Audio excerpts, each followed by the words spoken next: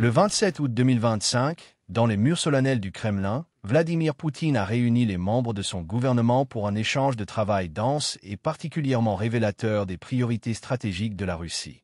L'entretien a débuté de manière sobre, le président s'adressant à ses ministres. « Chers collègues, bonjour », annonçant son intention de faire, comme à l'accoutumée, un tour d'horizon de l'actualité et des questions urgentes. Le premier à prendre la parole fut le ministre de l'Éducation, Sergueï Kravtsov. Dans un exposé très structuré, il a affirmé que le système d'éducation scolaire est prêt pour la nouvelle année scolaire. Tous les plans fixés ont été réalisés dans les délais. Il a insisté sur la dimension sécuritaire, notamment pour les régions frontalières et celles récemment réunies à la Fédération de Russie. Le ministre a dressé un tableau impressionnant. Près de 18 millions d'élèves vont reprendre le chemin de l'école, dont 1,5 million de nouveaux écoliers. 43 écoles flambant neuves ouvriront leurs portes, tandis que 670 établissements rénovés accueilleront à nouveau les enfants. Kravtsov a souligné, vos instructions sur la construction et la rénovation sont non seulement respectées, mais souvent réalisées avec avance. Sur les 1300 écoles que vous aviez fixées comme objectif, 1677 ont déjà été construites, offrant plus d'1 million de places supplémentaires aux élèves. Il a ensuite insisté sur une tendance marquante, l'augmentation notable du nombre de lycéens choisissant les matières scientifiques pour les examens nationaux. En mathématiques, la hausse est de 12%, en physique de 10%, et dans des disciplines comme la chimie, la biologie ou l'informatique, environ 6% de progression. Nous poursuivrons le soutien à l'enseignement scientifique, et le plan gouvernemental dans ce domaine est d'ores et déjà dépassé, a-t-il assuré. Autre évolution importante. À partir du 1er septembre, entrera en vigueur une réforme fixant des programmes fédéraux unifiés, harmonisant ainsi contenu pédagogique et examen. Cette réforme, selon Kravtsov, donne aussi des normes claires sur la charge scolaire, validées par les autorités sanitaires, afin d'équilibrer le temps d'études et les contrôles. Il a aussi insisté sur le rôle de l'éducation patriotique, affirmant qu'une sélection d'ouvrages et de films à caractère patriotique a été intégrée au programme de lecture et de visionnage scolaire et familial. Parmi eux, des titres consacrés à la guerre en Ukraine, comme Les Ombres du Donbass, Petites histoires d'une grande guerre d'Oleg Roy, ou encore Héros de l'opération spéciale, Symbole du courage russe de Mikhail Fyodorov. Le ministre a également annoncé le lancement d'un vaste programme de formation des professeurs d'histoire, en prévision de l'adoption des 2026 de manuels unifiés d'histoire et de sciences sociales dans toutes les écoles du pays. Il a conclu son exposé en rappelant le prestige croissant des études pédagogiques. L'an dernier, 10 candidats se disputaient chaque place dans les facultés de pédagogie. Cette année, ils sont 12. Même à l'époque soviétique, la concurrence n'était pas aussi forte.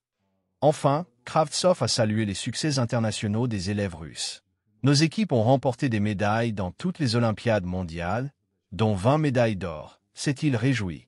Et il a raconté un épisode marquant. Un lycéen de Khimki, Ivan Tchazovskik, a obtenu le score maximal en mathématiques lors d'une Olympiade internationale en Australie. Même l'intelligence artificielle, soumise aux mêmes épreuves, n'a obtenu que 13 points sur 42, alors qu'Ivan a atteint le maximum, a-t-il souligné avec fierté. Vladimir Poutine a salué ces résultats et a demandé un retour sur le congrès des enseignants qui venait de s'achever. Dmitri Tchernychenko a répondu avec enthousiasme. Ce fut véritablement un événement historique. Le dernier congrès datait de 1925, il y a 100 ans. Plus de 1500 experts et enseignants y ont participé, et un projet de stratégie éducative nationale a été élaboré, présenté comme une « constitution de l'éducation ». Selon lui, cette stratégie est le fruit d'une vaste consultation nationale, construite sur la base des retours des enseignants et de la société russe tout entière. Il a aussi livré un chiffre frappant sur le patriotisme des jeunes générations. Aujourd'hui, 83% des élèves souhaitent vivre et travailler en Russie, soit une hausse de 11 points par rapport à 2022. Étage 97% affirment être fiers de vivre dans notre pays. Le président a ensuite dirigé la discussion vers un autre domaine, le tourisme. Le ministre Maxime Reshetnikov a indiqué que la saison estivale 2025 atteignait un record avec 40 millions de voyages internes, soit une progression de 8%. Les régions les plus prisées demeurent Moscou, Saint-Pétersbourg, le Tatarstan, ainsi que la côte de la mer Noire. Malgré les difficultés de transport, la Crimée affiche plus 11% de fréquentation. Le ministre a aussi souligné une progression remarquable du tourisme étranger, plus 18% par rapport à l'année précédente. C'est le résultat direct de l'assouplissement du régime des visas et de la campagne internationale Discover Russia, a-t-il expliqué.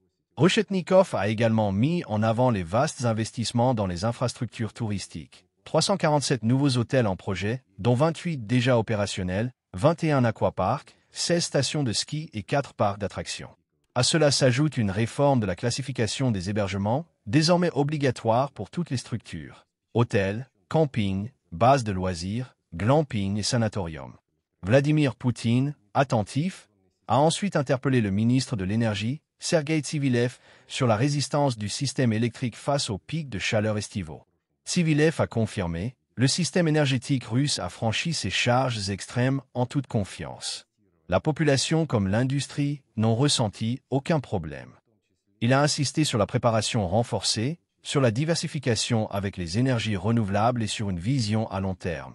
Le coût du kilowattheure, sur l'ensemble de son cycle de vie, est désormais le paramètre central. C'est notre responsabilité vis-à-vis des générations futures. La réunion s'est poursuivie avec la présentation du ministre des Finances, Anton Siluanov. Il a confirmé que la préparation du budget triennal avançait conformément aux instructions présidentielles. Toutes les missions seront accomplies du point de vue du financement. L'accent est mis sur les objectifs nationaux de développement et les projets sociaux. Enfin, le ministre de l'Industrie, Denis Mantourov, a apporté des chiffres sur l'économie réelle. La croissance de l'industrie manufacturière atteint 4,2%. Les secteurs moteurs sont le transport, l'électronique, la pharmacie et la défense. Grâce à la baisse progressive du taux directeur, chaque réduction d'un point représente une économie de 200 milliards de roubles pour le budget, a-t-il expliqué. Poutine a insisté. Quel est le pronostic de croissance pour l'industrie manufacturière? Mantourov a répondu, environ 3% d'ici la fin de l'année et 2% pour l'industrie globale. Siluanov a complété en soulignant que l'équilibre budgétaire permettrait d'assouplir la politique monétaire et donc de rendre les crédits plus accessibles à l'économie réelle. Cela donnera un nouvel élan au développement socio-économique dès l'année prochaine, a-t-il affirmé.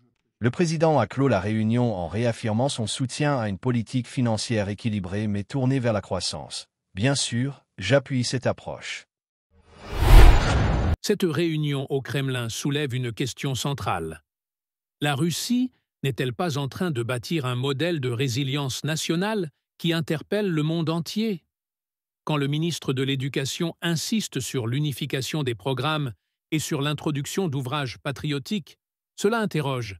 Jusqu'où un État doit-il aller pour former une jeunesse compétente, mais aussi consciente de son identité?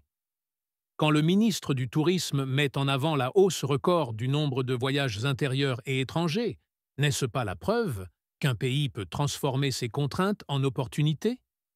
La gestion énergétique décrite par Sergueï Tsivilev, avec une planification sur 18 ans, illustre une autre leçon.